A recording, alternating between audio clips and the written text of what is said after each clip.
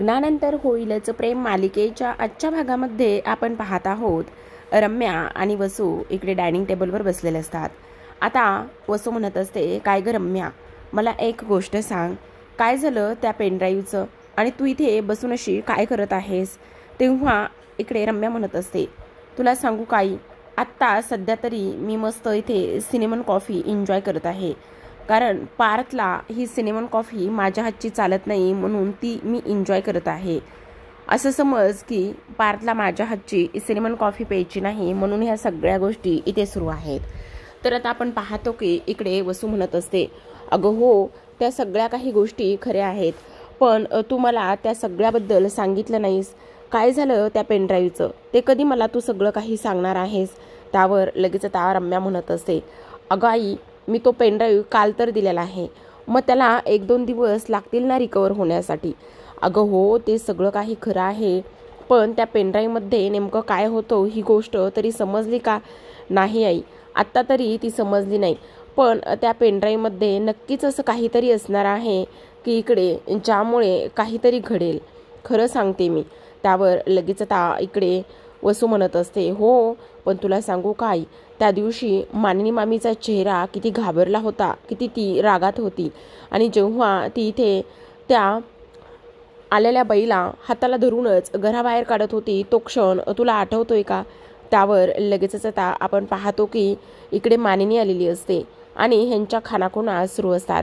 आता वसूला मुद्दाम तिच्या मनातलं सगळं काही काढून घ्यायचं असतं म्हणूनच ती इथे तिला आवाज देते आणि तिला आवाज दिल्यानंतर ती म्हणत असते, 1 मिनिट, अगं मानिनी थांब ना, जरा घाईत आहेस का? त्यावर ती म्हणते, हां बोला ना, काय झालं, तुम्हाला काही हवं आहे का? त्यावर लगेच आता इकडे वसू म्हणत असते, नाही ग, मला काही हवं नाही आहे, पण तुझी खूपच जास्त दगदग होती ना म्हणूनच विचारलं, तुला काही मदत वगैरे हवी आहे का? जर तुला काही मदत वगैरे हवी असेल तर मी तुझी मदत करते किचनमध्ये. एकटी किती वेळ आणि किती काम करणार आहेस?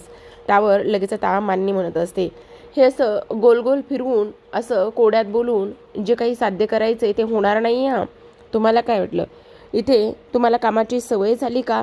म्हणजे मला वाटतं की तुम्हाला इथे कामाची सवय झाली असेल, पण एक गोष्ट मी तुम्हाला सांगू का? हे बघा, तुमच्या मदतीची मला काहीच गरज नाही आहे, आणि त्याहूनही सगळ्यात महत्त्वाचं म्हणजे तुम्हाला जे काही स्पष्टपणे विचारायचं आहे ते विचारा. नाही ग, त्या दिवशी ती बाई आली होती ना, तिच्यावर तू खूप ओरडली होतीस म्हणून तुला विचारलं नेमकं काय झालेलं आहे आणि ती कोण होती म्हणून, बस एवढंच. अच्छा, असं आहे तर. आणि तेव्हा मानिनी मनामध्ये विचार करते की ह्यांनी त्या दिवशी आलेली सुनीताबद्दल जे काही झालं त्या सगळ्या गोष्टी इथे ऐकल्या तर नसतील ना, म्हणून मानिनी म्हणते, त्याचं काय आहे ना, तुम्ही, ती आली होती, आमच्यामध्ये जे काही बोलणं झालं ते तुम्ही ऐकलं का? त्यावर वसू म्हणत असते, नाही ना, तोच तर प्रॉब्लेम झाला, आम्हाला फारसं काही नीट ऐकायलाच आलं नाही आणि त्यामुळेच काय प्रॉब्लेम झाला आहे का, असं इकडे ती विचारत असते. त्यावर लगेचच आता मानिनी म्हणत असते, नाही नाही, काही प्रॉब्लेम वगैरे कसलाही झालेला नाही, त्या सगळ्या गोष्टीची काळजी आणि चिंता करण्याची तुम्हाला काहीच एक गरज नाही, असं आता स्पष्टपणे इथे मानिनी म्हटलेली असते. तेव्हा आपण पाहतो की आता इकडे मानिनी निघून जाते. तर मानिनी निघून गेल्यानंतर इकडे मात्र आता रम्या आणि वसू बोलत असतात. इकडे रम्या म्हणत असते, आई तुला एक गोष्ट सांगू का, मानिनी मामी इथे स्पष्टपणे खोटं बोलत आहे, तुला मी सांगते, कारण नक्कीच काहीतरी प्रॉब्लेम झालाय, पण काय प्रॉब्लेम झालाय हे आपल्याला अजून तरी समजलेलं नाहीये आणि आपल्याला ते सगळं काही शोधून काढायचं आहे, असं सुद्धा आता इकडे ती दोघीजणी बोलत असतात. त्यावर लगेचच आता इकडे वसू म्हणत असते, हे बघ रम्या, जे काही आहे ना ते सगळं ठीक आहे, पण तुला एक गोष्ट सांगू का, काही जरी झालं ना तरी इथे ते सगळं काही आपण शोधून काढायचंय. ती स्त्री कोण होती, इथे का आली होती, आणि त्याचबरोबर ती मानिनी तिच्यावर का चिडली होती, हे सगळं आपण शोधायचं आहे, आणि ते सुद्धा ताबडतोब. आता आपण पाहतो की इकडे नंदिनी तिच्या खोलीमध्ये असते. तेवढ्यातच आता नंदिनीचा फोन वाजतो आणि नंदिनीचा फोन वाजल्यानंतर इकडे जीवाचा खूप पसारा पडलेला असतो. ती म्हणते, काय करायचं हे जीवाचं काहीच कळत नाही, किती तो पसारा घालून ठेवतात, काहीही कळत नाही, असं म्हणते आणि फोन उचलते. आता फोन असतो प्रियाचा, जी की आनंद निवासमधलीच असते, आणि तिचा फोन आल्यानंतर नंदिनीच्या चेहऱ्यावर पूर्ण हसू आलेलं असतं. तिकडून आवाज येतो, नंदिनी कशी आहेस? त्यावर नंदिनी म्हणत असते, मी बरी आहे, तू कशी आहेस? अगं डोहाळे जेवण आहे ना माझं उद्या. हो आहे माझ्या लक्षात, डोहाळे जेवण आहे ते उद्या तुझं. मी कशी विसरेल ही गोष्ट. अच्छा, मला वाटलं तू विसरलीस की काय. त्यावर लगेचच आता ती म्हणत असते, नाही ग, मी असं अजिबात विसरणार वगैरे नाही, तू नको काळजी करूस. अगं हो, डोहाळे जेवण उद्या आहे आणि मग तुला मेहंदीसुद्धा काढायची आहे. मेहंदी? अगं हो हो, ठीक आहे ना, चालेल चालेल, मी मेहंदीसुद्धा काढेल ना. आणि त्यावर तू विसरली होतीस का. नाही नाही, तूच ठरवलं होतंस ना. त्यावर नंदिनी म्हणते, नाही नाही, मी कशी विसरेल, आणि मी ज्या गोष्टी ठरवल्या त्या मी विसरणं शक्य तरी आहे का. आता लगेचच ती म्हणत असते, बरं ठीक आहे, पण तू लवकर ये हां, मस्त साडी वगैरे छान नेसून ये, तयार होऊन ये. त्यावर लगेचच ती म्हणत असते, अगं हो प्रीती, तू नको काळजी करू. असं म्हणून आता तिला बाय म्हणून ती फोन ठेवते. आता खरं पाहायला गेलं तर नंदिनीने इथे सावरासावर करून घेतलेली असते, कारण आता तिला ह्या डोहाळे जेवणाबद्दल काहीच माहिती नसतं. ती विचार करत असते, आता काय करायचं, मला तर काहीच कळायला मार्ग नाहीये. इथे डोहाळे जेवणाला कसं जायचं, काय करायचं, त्याचबरोबर मी एवढी इम्पॉर्टंट गोष्ट कशी काय विसरले, असा ती विचार करत असते. तेव्हाच आपण पाहतो की इकडे आता कव्याचा ऑनलाईन क्लास सुरू असतो. आता ऑनलाईन क्लास सुरू असताना मुद्दाम पार्थ तिथे येतो आणि पार्थ त्या लॅपटॉपच्या स्क्रीनवरती जातो आणि म्हणत असतो, काय करताय तुम्ही, मूव्ही पाहताय का. असं म्हटल्यानंतर आता कव्या एका बाजूला नोट करत असते, तर एका बाजूला ती क्लास अटेंड करत असते. आता जेव्हा पार्थ इथे समोर येतो तेव्हा काव्यामध्ये, देशमुख काय करताय तुम्ही. ऑलरेडी जे काही ऑनलाईन क्लासेस असतात जॉईन केलेले त्यांनी सगळ्यांनी पार्थला पाहिलेलं असतं, शिवाय ज्या मॅडम आहेत त्यांनी सुद्धा पाहिलेलं असतं. आता इकडे ती म्हणते, पार्थ माझा ऑनलाईन क्लास चालू आहे, तुम्ही मध्ये मध्ये काय करताय लहान मुलासारखं. त्यावर लगेच समोरून स्क्रीनवरून आवाज येतो, काव्या लक्ष कुठे आहे. त्यावर लगेच काव्या म्हणते, सॉरी मॅम, सॉरी, मी इथेच आहे माझं लक्ष, सॉरी. काही मिनिटातच क्लास संपतो आणि लॅपटॉप ती थोडासा ब्रेक असतो खरं तर तिला, आणि तेव्हा लगेच बाजूला होते आणि पार्थकडे जाते. पार्थ खरं तर आंघोळीला चाललेला असतो बरं का. आता काव्या धावतच त्याच्याकडे जाते आणि म्हणत असते, देशमुख काय चाललंय हे तुमचं, लहान आहात का तुम्ही, माझा ऑनलाईन क्लास होता ना, आता तुम्ही मध्ये आला, सगळ्यांनी तुम्हाला पाहिलं, मग आता सगळ्यांनी पाहिल्यानंतर उद्या कॉलेजमध्ये सगळेजण गेल्यानंतर मला चिडवणार नाहीयेत का. का असं केलं तुम्ही, मुद्दाम केलं ना हे सगळं, सगळेजण मला चिडवतील आणि नाही त्या गोष्टी इथे बोलतील. तुम्हाला ना खरंच मी कधीच माफ करणार नाही, मी तुम्हाला ना कधीच इथे सोडणार नाही, असं सुद्धा आता इकडे ती बोलत असते. तेव्हाच आता पार्थ मुद्दाम तिच्याकडे बघून हसत असतो. तो म्हणत असतो, एकदा काय झालं ना, मी इथे 10वीला होतो. गप्प बसा, तुमचं ते 10वीचं पुराण, इथे माझा ऑनलाईन क्लास होता. आणि तेव्हा पार्थ म्हणतो, सॉरी ना, मला वाटलं तुम्ही मूव्ही पाहतायत, मूव्ही मी पाहिल का. तेव्हा लगेच आता पार्थ मुद्दाम लॅपटॉपकडे हात करतो आणि म्हणत असतो, बघा. त्यावर लगेच काव्य बघते आणि परत ती घाबरते. तेव्हा पार्थ म्हणतो, किती घाबरता तुम्ही मला, देशमुख तुम्हाला मस्ती सुचते का. असं म्हणून लगेच आता काव्या इकडे लॅपटॉपवर काहीतरी मेसेज आला आहे म्हणून तिथे येऊन बसते. आता पुन्हा पार्थ तिच्याजवळ येतो आणि तो म्हणत असतो, तुम्हाला एक गोष्ट सांगू का, मी 10वीत असताना ना. त्यावर लगेचच आता इकडे काव्या चिडते आणि म्हणत असते, 1 मिनिट पार्थ, आता तुमचं 10वी पुराण बंद करा आणि सगळ्यात जगातलं महत्त्वाचं काम तुम्हाला जे आत्ता करायचं आहे ते करा. तेव्हा इकडे पार्थ म्हणतो, कोणतं. आंघोळ करायची आहे तुमची, तुम्ही बाकी आहात आंघोळीचे, जा लवकर. त्यावर लगेचच आता पार्थ म्हणत असतो, तुम्हाला सांगू का आंघोळीचा एक किस्सा, मी ना एकदा आंघोळ करायला गेलो आणि पूर्णच भिजलो.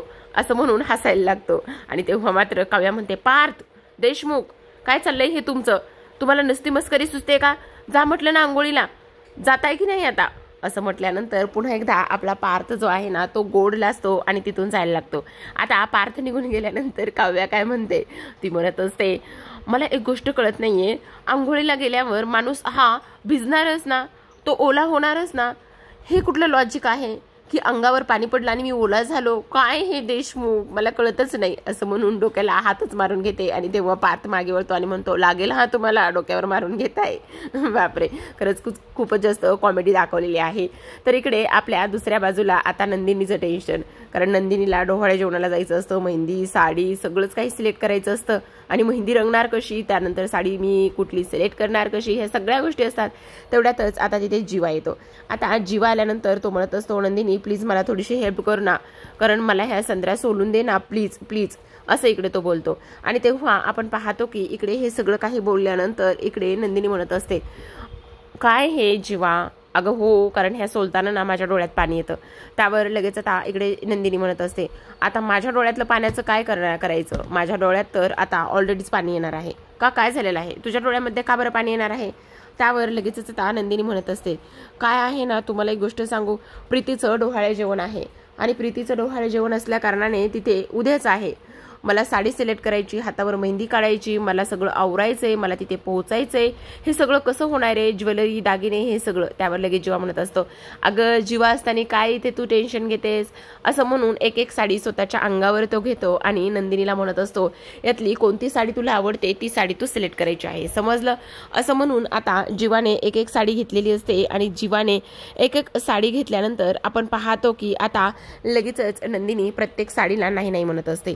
पिंक घेतो, त्याचबरोबर इकडे दुसरी सुद्धा मेहंदी रंगाची साडी तो अंगावर घेतो, ती सुद्धा नंदिनीला फारशी काही आवडत नाही.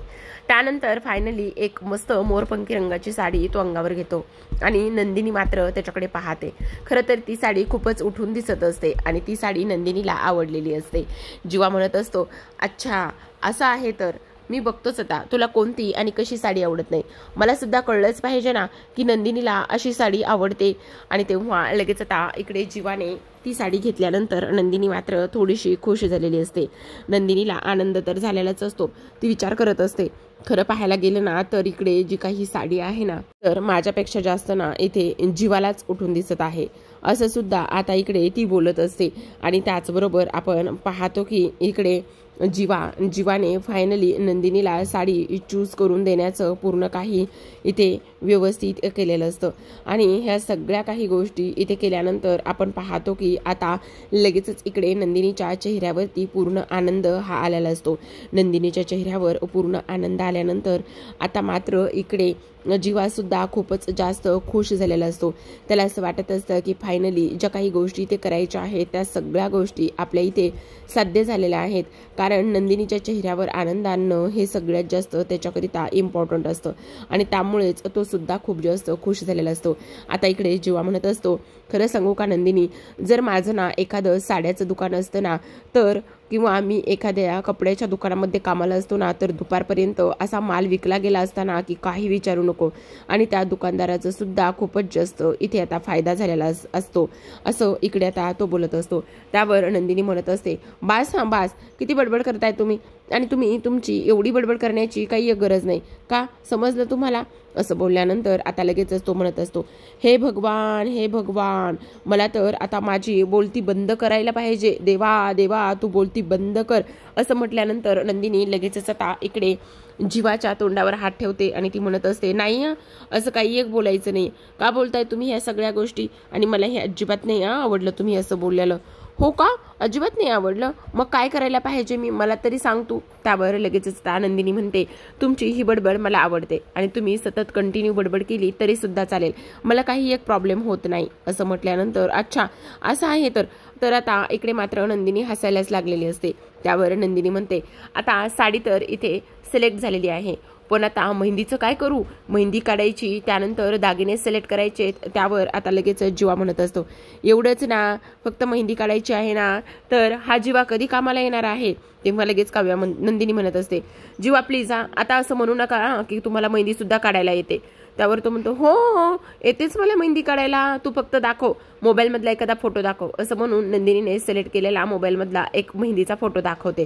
अगं ही मेहंदी, अगं ही तर मेहंदी काहीच नाही, याच्यापेक्षा भारी मेहंदी मी तुला काढून दाखवतो, चल. असं म्हटल्यानंतर नंदिनी म्हणते, काय तुम्हाला मेहंदी खरंच येते काढायला. त्यावर लगेचच आता इकडे जीवा म्हणत असतो, हो तर मला मेहंदी मस्त काढायला येते, तू अजिबात काळजी करू नकोस, मी तुला मेहंदी काढून दाखवतो. असं म्हणून आता लगेचच इकडे नंदिनी म्हणते, तुम्हाला माहिती आहे का ही मेहंदी काढायला तासन तास जातात. तेव्हा इकडे जीवा म्हणतो, हो मला माहिती आहे मेहंदी काढायला तासन तास जातात, म्हणून तर मी इथे म्हणतोय ना तुला की मी मस्त मेहंदी काढून देतो. इकडे मात्र नंदिनीला विश्वासच नसतो जीवावरती. तर आपण दुसऱ्या बाजूला पाहतो की इकडे आता काव्या इकडे ऑनलाईन क्लास अटेंड करत असते. तेवढ्यातच आता इकडे मानिनी आलेली असते. मानिनीच्या हातामध्ये ताकाचा ग्लास असतो. खरं तर ती म्हणते, काव्या. त्यावर काव्या म्हणते, हा काकू बोला ना. तर लगेचच आता ती म्हणत असते, अगं अभ्यास करून थकली असशील ना. त्यावर काव्या म्हणते, नाही तसं नाही, आत्ताच ऑनलाईन क्लास संपला ना. अगं असू दे, मी ना ताक आणले तुझ्यासाठी मस्त, तू थोडंसं पिऊन घेतेस का. त्यावर काव्या म्हणते, माझ्यासाठी आणले, हो घे ना पिऊन घे, म्हणजे तुला थोडंसं ना बरं वाटेल. त्याचं काय झालं ना, मी ते कढी बनवत होते, मग मी जेव्हा कढी बनवते ना तेव्हा हे जे काही ताक आहे ना ते मी असं थोडंसं बाजूला काढून ठेवते, म्हणजे त्याचं काय आहे ना, इकडे माझ्या पार्थला ना ताक खूप आवडतं आणि म्हणून म्हटलं चला त्याला द्यावं. त्यावर लगेचच काव्या म्हणते, अहो काकू पण हे ताक आता मी उष्ट केलं, तुम्ही देशमुखसाठी आणलं होतं ना. त्यावर लगेच मानिनी म्हणते, अगं असू देत ना, आहे आणखी ताक, मी त्याच्यासाठी सुद्धा घेऊन येईल, तू नको काळजी करूस. असं म्हणून ती जायला लागते. तेवढ्यातच आता इकडे काव्या तिला अडवते आणि म्हणते, काकू पण मला एक गोष्ट सांगा, इथे सगळ्यात महत्त्वाची म्हणजे कढी आणि काय बनवताय? पकोडे बनवते. हो, तुझ्या त्या बोक्याला खूप आवडतात ना. काय सांगताय काय? त्यावर लगेचच आता इकडे मानिनी म्हणत असते, पण पण तू अभ्यास करतेस ना, तुझा अभ्यास कंटिन्यू कर. त्यावर काव्या म्हणते, अहो मानिनी काकू, तुम्हाला एक गोष्ट सांगू का, ह्या मानिनी काकूसारखी सासू ज्या मुलीच्या आयुष्यात असेल ना, त्या मुलीला कुठल्याही परीक्षा आणि कुठलाही अभ्यास कधीच कठीण जाणार नाही. म्हणजे मी तुमचं कौतुक करते किंवा असं खूप जास्त हे करते असं काही नाहीये, पण तरीसुद्धा सांगते. त्यावर लगेचच आता काव्या म्हणत असते, अगं पण मानिनी काकू, खरं सांगू का, मला सुद्धा आवडलं असतं कढी आणि पकोडे बनवायला, पण मला फक्त कढी बनवता येते, पकोडे नाही येत बनवायला. त्यावर मानिनी म्हणत असते, अगं ऐक ना, तुझा अभ्यास जर झाला असेल, तुला थोडासा ब्रेक असेल तर चल माझ्याबरोबर, मी मस्त तुला कढी आणि पकोडे कसे बनवायचे ते शिकवते. म्हणजे मला सांगा, ह्या कढी आणि पकोड्याची काही वेगळी स्टोरी आहे का? हो, त्या कढी आणि पकोड्याची खूप काही वेगळी स्टोरी आहे. तुला कढी आणि पकोडे बनवता बनवता ती स्टोरी सुद्धा सांगते. आणि पार्थला म्हणजे आठवड्यात रोज तू हे कढी पकोडे खायला दे, तो कधीच थकणार नाही किंवा कंटाळणार नाही. चल, तुला जर वेळ असेल तर. असं म्हणून मानिनी आता लगेचच काव्याला तिथून घेऊन जाण्याचा प्रयत्न करते, कारण दोघीला मस्त एन्जॉय करत करतच इथे बोक्याच्या आवडीचे कढी पकोडे बनवायचे असतात. मानिनीने ऑलरेडीच कढीची तयारी केलेली असते, पण आता काव्याला तिथे सगळं काही शिकवणार असते. आता जेव्हा दोघीजणी किचनमध्ये जातात आणि किचनमध्ये गेल्यानंतर, सांगा ना काकू, काय आहे ह्या कढी पकोड्याची काय स्टोरी ते. त्यावर लगेचच आता मानिनी म्हणते, तुला एक गोष्ट सांगू का, जेव्हा पार्थ लहान होता, म्हणजे अगदीच 1-1.5-2 वर्षाचा असेल जेमतेम, किंवा 2-2.5 वर्षाचा असेल, तेव्हा मी कामाला जायची किंवा काम करायची भरपूर सारं घरातलं. मग हा काही मला इथे शांतपणे काम करू द्यायचा नाही, म्हणून मी त्याला एका शेजारच्या भाभीकडे सोडायची आणि तेव्हा त्यांच्याकडे नेहमी कढी पकोडे बनायचे. मग ह्या पट्ट्याला भूक लागली की त्याला थोडंसं ते द्यायचं आणि ते थोडंसं दिल्यानंतर हा पट्ट्या मात्र मस्त त्या कढी पकोड्यावर ताव मारायचा. मग तेव्हापासून ह्याला कढी पकोडे खूप आवडायचे. पण मला काकू कढी बनवता येते बेसिकली, पण इथे पकोड्याची स्टोरी काय? त्यावरती म्हणते, पकोडे म्हणजे काय नाही ग, आपलं बेसनाचं पीठ घ्यायचं, त्यामध्ये थोडासा कांदा, त्याचबरोबर इकडे ओवा, जिरे, लाल तिखट, हळद हे सगळं काही घालायचं आणि त्याचे छोटे छोटे पकोडे सोडायचे. पण कढीची मात्र खासियत आहे हां, कढीला शेवटी लाल मिरचीची इथे फोडणी द्यायची किंवा त्याचा तडका द्यायचा. मग ती कढी एक नंबर होते. आणि त्यानंतर ते पकोडे तळून घ्यायचे आणि मग मस्त गरमागरम कढीमध्ये सोडायचे. असं ती मानिनी सगळं काही सांगते. पण एक गोष्ट सांगू, ते पकोडे बनवताना ना, त्या पकोड्यामध्ये अगदी 1 ते 1.5 चमचा इथे दही घालायचं. हो का? अच्छा. पण मानिनी काकू, मला हे सगळं जमेल का? का नाही जमणार? ट्राय कर. पण फसलं तर? अगं फसू दे ग. हे बघ, सासरी एखादी रेसिपी बनवली किंवा एखादा पदार्थ बनवला आणि तो जर फसला ना, तर त्याची सुद्धा काहीतरी गंमत वेगळीच असते. हां, कळलं तुला? तू बिंदास चालू कर. चल, तू त्या साईडला इथे पकोडे बनव, मी ह्या साईडला कढीला फोडणी घालते. असं म्हणून दोघीजणी सासू सुना मस्त एन्जॉय करतच कढी पकोडे बनवत असतात. दोघींना सुद्धा खूप जास्त आनंद असतो. त्यावर लगेचच मानिनी म्हणत असते, पण हे सगळं पार्थला खूप आवडतं हां. त्यावर काव्या म्हणत असते, पण आपण हे सगळं त्यांना सरप्राईज देऊया आता. असं म्हणून मस्त एन्जॉय करत असतात. तर आता आपण पाहतो की नंदिनीने एक मेहंदीचा कोण घेतलेला असतो आणि तो जीवाच्या हातावर ठेवलेला असतो. आता तसं पाहायला गेलं तर इकडे नंदिनी म्हणत असते, जीवा प्लीज, माझा हात खराब तर होणार नाहीये ना, कारण उद्याच कार्यक्रम आहे. त्यावर लगेचच आता नंदिनी म्हणत असते, पण जीवा मला खूप भीती वाटते, तुम्ही माझा जर हात खराब केला तर. पण जीवा म्हणतो, माझ्यावर विश्वास नाही आहे का तुझा? विश्वास आहे, पण मेहंदी काढताय तुम्ही. हो, जीवाची मेहंदी म्हणजे लाजवाब असणार आहे. आता बघ, हा मेहंदीचा कोण तू माझ्या हातात दिलायस ना, तू आता डोळे बंद करायचे. डोळे बंद केल्यानंतर अजिबात डोळे उघडून बघायचे नाही, समजलं? जोपर्यंत हात हा तयार होत नाही मेहंदीचा काढून तोपर्यंत. तेव्हा नंदिनी म्हणते, हे काय आहे आता नवीन, मी का डोळे बंद करायचे? तेव्हा जीवा म्हणत असतो, इट्स जीवा स्टाईल. समजलं? ही तर खरी खासियत आहे जीवाची आणि तोच जीवाचा मेहंदी काढण्याचा पॅटर्न आहे. त्यामुळे प्लीज आता डोळे बंद कर आणि डोळे बंद केल्यानंतर जोपर्यंत मेहंदी काढायची पूर्ण होत नाही तोपर्यंत डोळे उघडायचे नाही. पण नंदिनीला कुठे विश्वास असतो? नंदिनी मात्र अधूनमधून डोळे उघडूनच जीवाकडे पाहत असते. जीवा मधून तिला सांगत असतो, काय चाललंय, डोळे बंद करायला सांगितलेत ना, नाही तर इथे कोण पुढे पुढे जाणार नाही हा, जोपर्यंत तू डोळे बंद करून घेत नाहीस तोपर्यंत. आता शेवटी नंदिनीकडे कुठलाच पर्याय शिल्लक राहिलेला नसतो. तिने सरते शेवटी डोळे बंद करूनच घेतलेले असतात आणि जीवावर विश्वासाने हात चोकवलेला असतो मेहंदी काढण्यासाठी. तर आता प्रेक्षकांनो, इथे त्यांनी बराच वेळ लग्नानंतर लग्नानंतर होईलच प्रेमचं टायटल सॉन्ग इथे प्ले केलेलं आहे आणि त्यानंतर जीवा मस्त तिच्या हातावरती मेहंदी काढत असतो, तर नंदिनी मात्र ते सगळं काही एन्जॉय करत असते. तर आता आजच्या भागामध्ये एवढंच. उद्याचा भाग खूपच कमाल धमाल असणार आहे. तो काय आहे जाणून घेऊयात, पण त्याआधी चॅनलवर नवीन असाल तर नक्की चॅनलला सबस्क्राईब करा. उद्याच्या भागामध्ये आपण पाहतो की किंवा नंदिनीचा चेहरा आरशामध्ये पाहतच म्हणत असतो, त्याचं काय आहे ना नंदिनी, मेहंदीचं नातंसुद्धा अगदी नवरा बायकोच्या नात्यासारखंच असतं. थोडंसं थांबलं, थोडासा पेशन्स ठेवला, थोडासा धीर धरला तर मेहंदी कशी छान रंगते, त्याचबरोबर मेहंदीचा रंग कसा छान होतो, तसंच नवरा बायकोच्या नात्याचं सुद्धा आहे असं म्हणून आता जीवाने मात्र मेहंदीबद्दलचं मत सांगितलेलं असतं. पण प्रेक्षकांनो, इथे मात्र जीवाने नंदिनीच्या हातावर खूपच कमाल धमाल अशी मेहंदी काढलेली असते आणि तेव्हा नंदिनीने हे सगळं जीवाकडून ऐकल्यानंतर तिला तर आता जीवाचा खूपच जास्त अभिमान वाटत असतो आणि त्याचबरोबर जीवाला ह्या सगळ्या एवढ्या गोष्टी येत आहेत हे ऐकून तिला कुतूहल वाटत असतं. तर आता दुसऱ्या बाजूला वळूयात. दुसऱ्या बाजूला मात्र पार्थ हा अंघोळ करून खोलीमध्ये आलेला असतो आणि तो आल्यानंतर पाहतो तर इथे काव्या कुठेच नसते आणि तेव्हा तिचं जे काही तिने रिव्हिजन सेशन अटेंड करायचं असतं त्याचा टाईम संपलेला असतो आणि तो इकडे तिला शोधत शोधत किचनमध्ये जातो. हाताला धरूनच तिला खोलीमध्ये घेऊन येतो आणि तेव्हा तो म्हणत असतो, हे काय चाललंय सगळं, रिव्हिजन सेशनचं काय, कारण रिव्हिजन सेशनचा टाईम इथे संपलेला आहे आणि हे सगळं काय आहे असं सुद्धा आता इकडे तो तिला विचारत असतो. तेव्हा काव्या आता लॅपटॉप समोर येते आणि लॅपटॉप समोर येऊन पाहते तर काय, तर इथे रिव्हिजन सेशन जे आहे ते इथे पूर्णतः संपलेलं असतं आणि तेव्हा काव्या इथे पार्थला म्हणत असते, संपलेलं आहे सेशन असं म्हटल्यानंतर आता मात्र पार्थ काव्यावर कसा चिडेल आणि चिडलेल्या पार्थची काव्या कशी समजूत काढेल हे पाहणं तेवढंच जास्त इंटरेस्टिंग असतं. कारण इकडे पार्थने स्पष्टपणे सांगितलेलं असतं की काही जरी झालं ना तरी सुद्धा इथे अभ्यासामध्ये आणि ह्या सगळ्या गोष्टीमध्ये हलगर्जीपणा केलेला मला अजिबात आवडत नाही आणि त्यामुळेच आता पार्थ मात्र काव्यावर भयंकर चिडलेला असतो. तर पाहत राहा लग्नानंतर होईलच प्रेम.